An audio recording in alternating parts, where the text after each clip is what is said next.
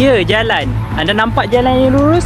Bagaimana dengan jalan kerjaya anda? Adakah anda jelas dengan apa kejayaan yang anda impikan? Adakah anda tahu akan apa yang anda inginkan dalam hidup anda? Semua orang mempunyai kejayaan yang kita mahukan, tetapi kita tidak tahu bagaimana untuk mendapatkan pekerjaan yang setimpal dengan apa expectation kita sendiri. Belajar bagi nak rak, tapi ada rak tak boleh nak guna. Sebab apa? Sebab kita tak tahu macam mana untuk apply kerja yang sebenarnya. Ada education yang tinggi, ada pengalaman kerja yang lama, tetapi kita tidak dapat mencapai kejayaan yang anda impikan. Terdapat banyaklah bakat kerja yang ada, tapi bila kita apply, tak dapat. Kenapa benda ni berlaku? Sebab kita kurangnya ilmu.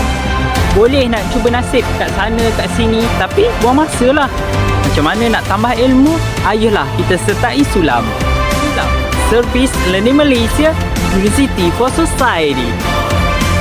Mesti ramai yang tak tahu apa itu Sulam. Sayangnya sebab Sulam ni lah yang akan membantu anda untuk menentukan kerjaya apa yang anda inginkan untuk anda gapai supaya masa depan anda lebih cerah.